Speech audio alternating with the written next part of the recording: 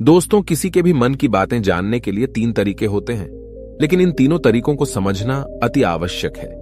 यदि आप इन तीनों तरीकों को समझ लेते हैं तो आप किसी के भी मन की बातें बड़ी ही आसानी से जान सकते हैं, समझ सकते हैं। तो चलिए इसे एक बुद्ध कहानी के माध्यम से समझते हैं कि किस तरह से आप दूसरों की मन की बातें जान सकते हैं, समझ सकते हैं। बहुत समय पहले की बात है। एक छोटा सा गांव था। उस गांव में 2 भाई रहा करते थे। बड़ा भाई अंधा था, जिस कारण वो हमेशा घर पर ही बैठा रहता था, और छोटा भाई खेती किया करता था। लेकिन खेतों में अधिक जानवर आने से पूरी फसलें नष्ट हो जाती थीं, जिस कारण छोटा भाई बहुत परेशान हो चुका था। तभी उसे एक तरकीब सूझी। एक दिन उसने सोचा, खेतों में से इन जानवर को भगाने के लिए क्यों ना मैं अपने बड़े भाई की मदद लूं। वैसे भी बड़े भैया अंधे हैं। अगर वह खेत में बैठे रहेंगे और जानवरों की आहट आने पर वो उन्हें जोर से चिल्लाकर भगा सकते हैं, जिससे हमारी फसलें बच सकती हैं। इसलिए उन्हें मैं खेत में बिठा देता हूं। ये सब सोच विचार करने के बाद उसने अपने खेत में ही एक छोटी सी झोपड़ी तैयार की और अपने अंधे भाई को उस खेत में बिठा दिया और उनसे कहा, भैया, यदि कोई जानवर की आहट आपको सुनाई दे तो आप जोर जोर से चिल्लाना। ये सुनकर वो जानवर यहां से भाग जाएंगे और हमारी फसलें नष्ट होने से बच जाएगी। बड़ा भाई अपने छोटे भाई की बात मान लेता है और वो उस दिन से खेत में ही रहना शुरू कर देता है। जब भी किसी जानवर की आहट उसे सुनाई देती तो वो तुरंत जोर जोर से चिल्लाना शुरू कर देता, जिससे वो जानवर उसके खेतों से भाग जाते। ऐसा करते करते कई दिन बीत चुके थे। तभी एक दिन उसके खेत में एक हिरण भागता हुआ आता है और वह खेत के बांध को तोड़कर वहां से भाग गया। लेकिन उसी हिरण का पीछा करते हुए एक राजा भी उस खेत में आ पहुंचा। तभी राजा की नजर उस अंधे भाई पर पड़ती है। राजा उस व्यक्ति से कहता है, देखो, मैं यहां पर एक जानवर का पीछा करते हुए आया हूं। क्या तुमने उस जानवर को यहां पर देखा है? इस पर वो व्यक्ति कहता है, हे राजन, मैं तो अंधा हूं, मैं भला किसी जानवर को कैसे देख सकता हूं। लेकिन मैं आपको इतना जरूर बता सकता हूं कि जो जानवर मेरे खेतों से होकर भागा है वो आपके लायक नहीं है। आप उसके पीछे अपना समय यूं ही व्यस्त कर रहे हैं। राजा उस अंधे व्यक्ति की बात सुनकर बड़ा अचरज में पड़ गया। वो ये सोचने लगा कि आखिर ये तो अंधा है, फिर इसे कैसे पता कि जिस हिरन को मैं तलाश रहा हूं वह हिरन मेरे लायक है ही नहीं। ये अंधा व्यक्ति मुझे कैसे बता सकता है? तभी राजा उस अंधे व्यक्ति से कहता है, कहीं तुम मुझसे झूठ तो नहीं कह रहे?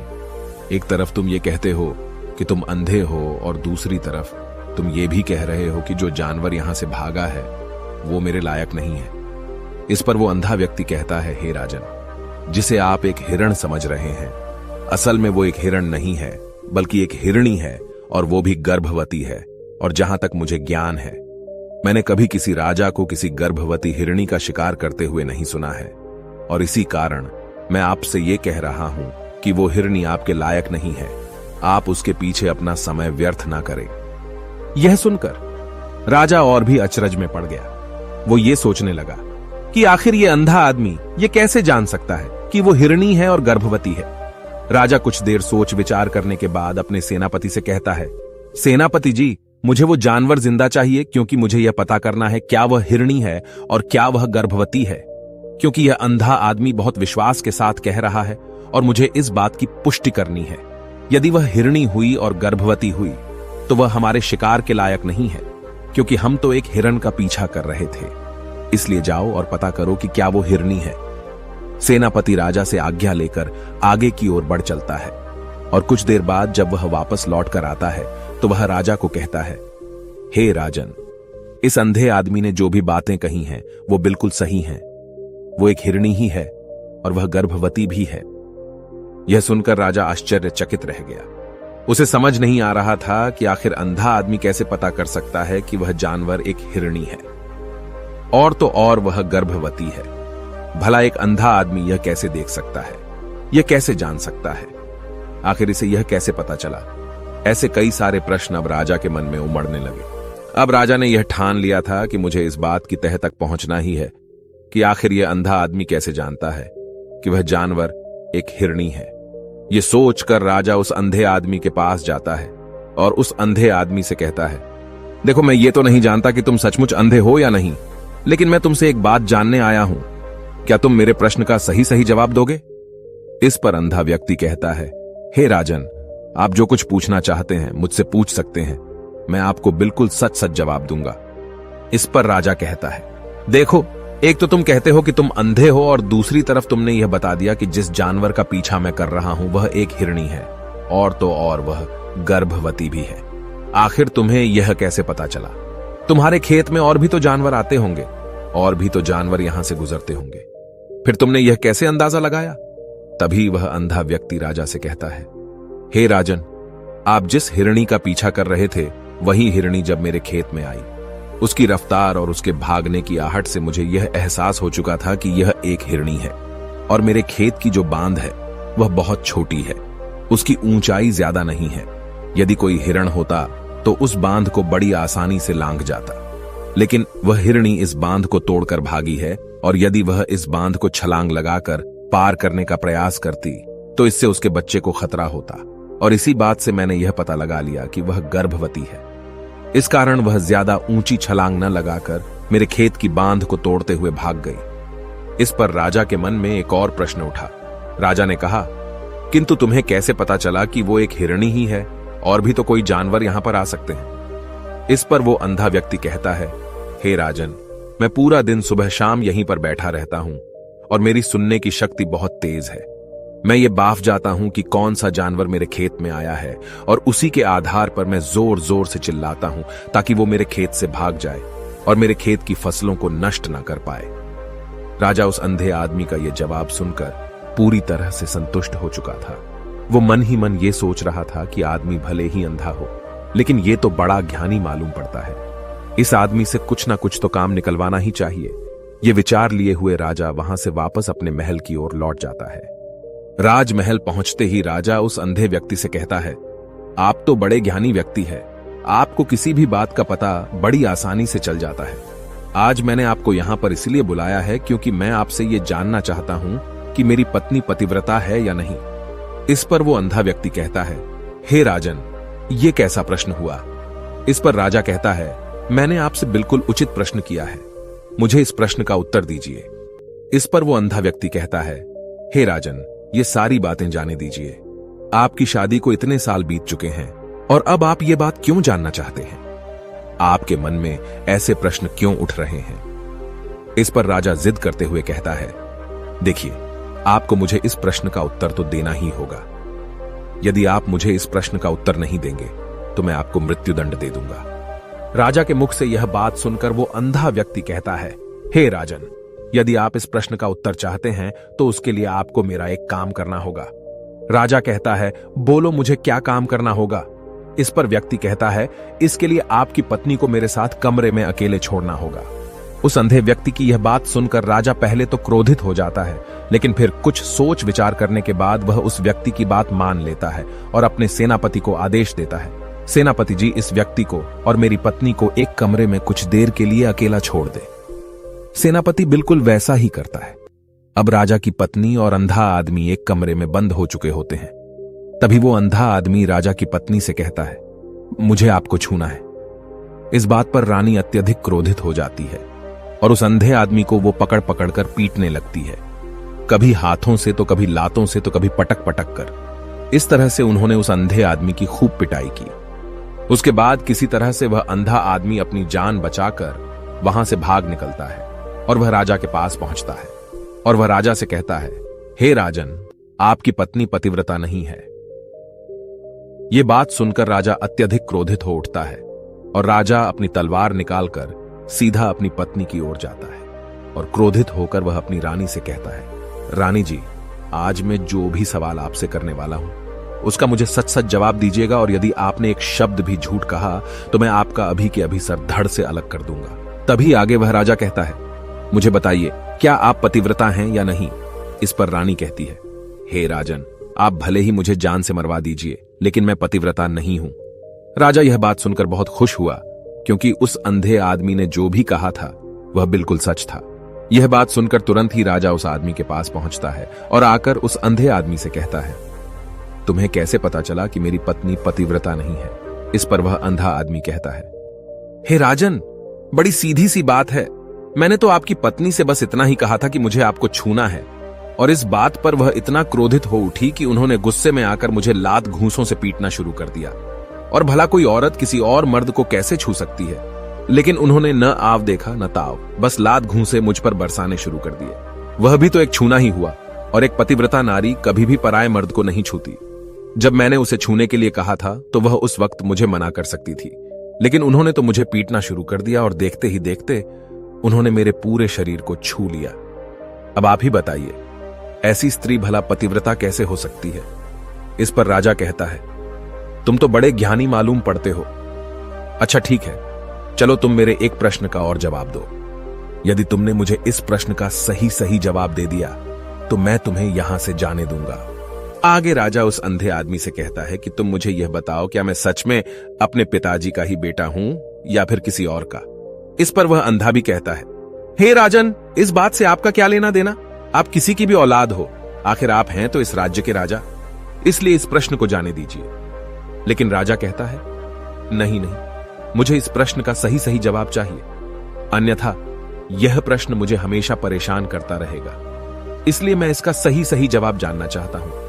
यदि तुम इसका सही जवाब दे देते हो तो तुम यहां से जा सकते हो, मैं तुम्हें नहीं रोकूंगा। इस पर वह अंधा आदमी कहता है, हे राजन, इसके लिए तो मुझे आपके मां के पास भी जाने की कोई आवश्यकता नहीं है। मैं आपको अभी यह बता सकता हूं कि आप किसकी औलाद हैं, लेकिन उससे पहले मैं चाहता हूं कि आप मुझसे एक वादा करें कि आप मुझ पर क्रोध नहीं करेंगे। राजन ने कहा, मैं तुमसे वादा करता हूं, मैं तुम पर क्रोध नहीं करूंगा। इसके बाद वह अंधा आदमी राजा से कहता है, हे राजन, आप है तो अपने ही पिता के पुत्र, लेकिन आप पर एक कंजूस सेठ की छाया पड़ी हुई है। यह सुन राजा बहुत क्रोधित हो उठा और वह तुरंत तलवार निकालकर अपनी मां के पास जा पहुंचा। वह वहां पर पहुंचने के बाद अपनी मां से कहता है, मां, मुझे सच बताइए, क्या मैं अपने ही पिता का पुत्र हूं या नहीं? यदि आपने मुझे सही नहीं बताया तो वह यहीं पर अपने प्राण त्याग दूंगा। मुझे बताओ क्या सच है? इस पर उस राजा की मां कहती है, बेटा, तू है तो अपने ही पिता का पुत्र, लेकिन तुम्हारे ऊपर एक कंजूस सेठ की छाया पड़ी हुई है। जब मैं एक बार नहाने के बाद अपना मुंह आईने में देख रही थी, तभी उस कांच के पीछे मुझे एक कंजूस सेठ नजर आता है और उसी की छाया तुम पर पड़ चुकी है। यह सुन राजा बहुत खुश हो जाता है और वह तुरंत दौड़ा वापस उस अंधे आदमी के पास पहुंचता है और उस अंधे आदमी से कहता है, तुम्हें यह कैसे पता चला कि मुझ पर एक कंजूस सेठ की छाया पड़ी हुई है? इस पर वह आदमी कहता है, हे राजन, आपने मुझसे कई सारे सवाल पूछे जिनका जवाब मैंने आपको सही दिया है। यदि कोई और राजा होता तो मुझे इसके बदले में ढेरों सारे इनाम मिल चुके होते, लेकिन अब तक आपने एक फूटी कौड़ी तक नहीं दी है। इस बात से ही मैंने अंदाजा लगा लिया था कि आप बहुत कंजूस हो।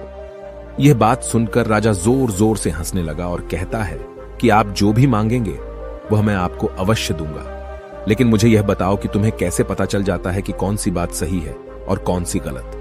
तुम किसी भी बात का इतना सटीक और सही जवाब कैसे दे पाते हो? इस पर वह अंधा आदमी कहता है, हे राजन, मैं तो वैसे ही अंधा हूं। यदि मेरी आंखें होती तो मैं किसी की भी मन की बातें बड़ी सरलता से जान लेता। मन की एक भाषा होती है और यह भाषा मनुष्य के शरीर के व्यवहार के रूप में देखी जा सकती है। उसकी आंखों से, उसके होठों से, उसके काम करने के तरीके से, उसकी क्रियाओं से पता किया जा सकता है कि उसके मन में क्या चल रहा है। उसके आधार पर हम किसी के भी मन की बातें जान सकते हैं, लेकिन मैं तो अंधा हूं, मैं देख नहीं सकता, इसलिए मैं क्रियाओं से देखता हूं। यदि मुझे कोई बात जाननी हो तो अगले आदमी को कुछ काम देना पड़ता है, जिस पर वह व्यक्ति किस प्रकार काम करता है, किस तरीके से इस काम को करता है, उसके आधार पर ही मैं यह पता कर पाता हूं कि उसके मन में क्या चल रहा है। तभी वह राजा कहता है, तो क्या इसका अर्थ यह हुआ कि मैं भी किसी के मन की बातें जान सकता हूं? इस पर वह अंधा आदमी कहता है, हे राजन, अवश्य आप भी किसी भी व्यक्ति के मन की बात जान सकते हैं, किंतु उससे पहले आपको अपने ऊपर काम करना होगा, और वह काम है अपने मन को शांत करना, अपने मन को वर्तमान में लाना होगा, जिसके लिए मैं आज आपको 3 तरीके बताने वाला हूं। और ये तीनों ही तरीके बड़े ही आसान और सरल हैं, किंतु हे राजन, उससे पहले आपको एक काम करना होगा, अपने मन को एकाग्र करना होगा। जब हम अपने मन को एकाग्र करते हैं, अपने मन को वर्तमान में लाते हैं, तो हम दूसरे के मन की बात जान सकते हैं, क्योंकि वह आदमी अभी भी अपने मन में वर्तमान में ही सोच रहा है, और हमें भी मन को वर्तमान में ही लाना होगा, तभी हम उसके मन की बातें जान सकते हैं।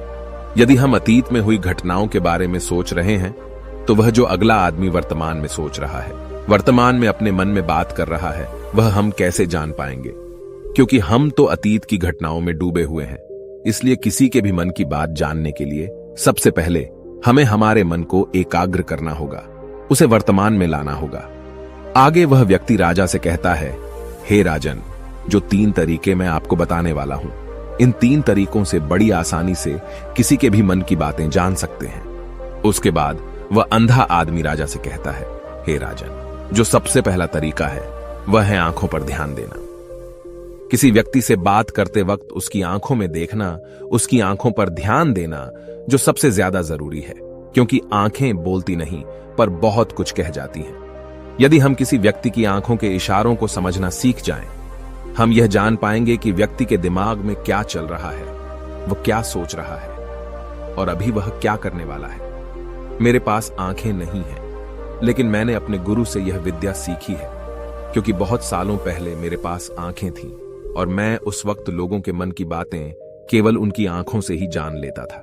इसलिए यदि आप भी दूसरों की मन की बातें जानना चाहते हैं तो आपको भी उनकी आंखों पर गौर करना चाहिए, जैसे कि उनका आकार कैसा है, वह कब, कहां और किधर देख रहे हैं। यदि उसकी आंखें यहां वहां घूम रही हैं, जब आप उससे बातें कर रहे हैं तो वहां वह इधर उधर मोड़ रहा है, कभी ऊपर तो कभी नीचे या कभी आसपास, या फिर उसकी आंखें खुश नजर आ रही हैं या फिर आंखें निराश नजर आ रही हैं, जैसे कि चोर होता है। उसकी आंखों में जब हम देखते हैं तो हमें यह पता चलता है कि अगले आदमी ने कोई गलती की है। ठीक उसी प्रकार जब हम किसी चालाक व्यक्ति की आंखों में देखते हैं तो आपको पता चलेगा कि उसकी आंखों में एक भाषा होती है। एक बहुत ही सीधा और आसान तरीका होता है। यदि आपको यह पता लगाना है कि सामने वाला व्यक्ति आपसे झूठ कह रहा है या फिर सही, तो आपको उसकी आंखों पर ध्यान देना अति आवश्यक है। यदि आपसे बात करते वक्त वह व्यक्ति अपनी आंखें यहां वहां घुमा रहा है, ऊपर नीचे, इधर उधर, दाएं बाएं, हर जगह देख रहा है, तो इसका अर्थ यह हुआ कि वह उस बात से निकलने का कोई रास्ता ढूंढ रहा है, वह कोई झूठ बना रहा है। यदि सामने वाला व्यक्ति आपसे कुछ झूठ कहने का प्रयास कर रहा है तो वह आपसे नजर नहीं मिलाएगा। वह यहां वहां देखेगा, ऊपर नीचे देखेगा, लेकिन वह आपकी आंखों में आंखें डालकर कभी नहीं देख पाएगा, क्योंकि उसे डर है कि यदि उसने आपकी आंखों में आंखें डालकर देखी तो उसका झूठ पकड़ा जाएगा और लोगों को सच्चाई का पता चल जाएगा। और इसी प्रकार कुछ और भी भाषाएं होती हैं।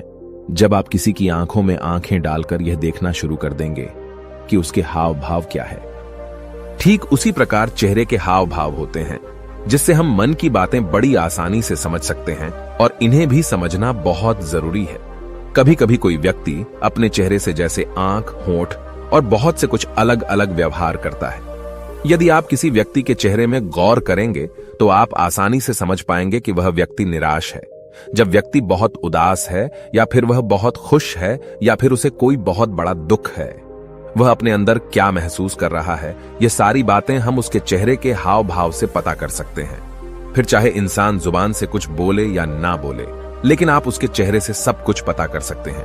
आगे व्यक्ति राजा से तीसरा तरीका बताते हुए कहता है, हे राजन, इसी प्रकार तीसरी भाषा भी है, अर्थात तीसरा तरीका भी है, और वह है हाथों के इशारे और शरीर का व्यवहार। मन की बात समझने के लिए हमें हाथ के इशारे और शरीर के व्यवहार को समझना बहुत आवश्यक है। कोई व्यक्ति जब बात करता है तो आपने देखा होगा कि वो अपने हाथों को हिलाता रहता है, अपने हाथों से इशारा करता रहता है। बातों के साथ साथ अपना शरीर का जो व्यवहार है, अर्थात बॉडी लैंग्वेज, उसका भी पूरा उपयोग करता है, जिससे हमें यह पता चल पाता है कि वह व्यक्ति हमारी बातों पर कितना ध्यान दे रहा है और उसके मन में क्या चल रहा है। शरीर के व्यवहार को देखने के लिए उसके हाथ मटकाने, शरीर मटकाने और चेहरे पर बार बार हाथ लाने, हाथों का एक दूसरे से मसलना, ऐसी बहुत सी क्रियाएं होती हैं, उस पर हमें ध्यान देना अति आवश्यक है। मन की बात को समझने के लिए हमें शरीर के व्यवहार को भी समझना पड़ता है। यदि हम इन 3 तरीकों को सही तरीके से ध्यान देकर इन 3 तरीकों को अच्छे से समझ लेते हैं तो हम बहुत जल्दी किसी भी व्यक्ति के मन की बातें बड़ी सरलता और सहजता से जान सकते हैं। इसलिए यदि आपको किसी के मन की बातें जानी हैं तो आपको उसकी आंखों पर, उसके चेहरे पर, उसके शरीर के हाव भाव को और उसके हाथों को ध्यानपूर्वक देखना और समझना होगा, जिससे आप यह समझ पाएंगे कि आखिरकार उसके मन में क्या चल रहा है और वह क्या सोच रहा है। लेकिन उनसे पहले आपको अपने मन को एकाग्र करना होगा, शांत करना होगा और अपने मन को वर्तमान में लाना होगा। तभी आप उस व्यक्ति की इन सभी क्रियाओं पर ध्यान दे पाएंगे, उन्हें समझ पाएंगे। अन्यथा आप यदि अतीत की घटनाओं में व्यस्त हैं, भविष्य की योजनाओं में व्यस्त हैं, तो आप उस व्यक्ति के हाव भाव पर कभी ध्यान ही नहीं पाएंगे और न ही आप कभी यह समझ पाएंगे कि आखिर उस व्यक्ति के मन में क्या चल रहा है, वह क्या सोच रहा है। आपने देखा होगा कि ऐसे कई बड़े संत महात्मा हैं जो बड़ी ही शांति से आपको देखते हैं और आपको देखकर ही ये बता देते हैं कि आपके मन में क्या चल रहा है, आप उनसे क्या जानने आए हैं। और इसका सबसे बड़ा प्रमुख कारण यही है कि वह आपको पढ़ सकते हैं, आपको समझ सकते हैं, आपकी मन की बातें जान सकते हैं, क्योंकि उनका मन एकाग्र है, शांत है और यही कारण है कि वह आपके मन की बातें बड़ी सरलता से समझ जाते हैं। यदि आपने अब तक पूरी कहानी को सुना है तो मैं आपसे एक छोटा सा अनुरोध करना चाहता हूं। कृपया इस चैनल को सब्सक्राइब करें ताकि मैं आपके लिए और भी ऐसी ही ज्ञान से भरपूर कहानियां लेकर आ सकूं। नमो बुद्धाय। मिलते हैं एक नई कहानी के साथ अगली वीडियो में।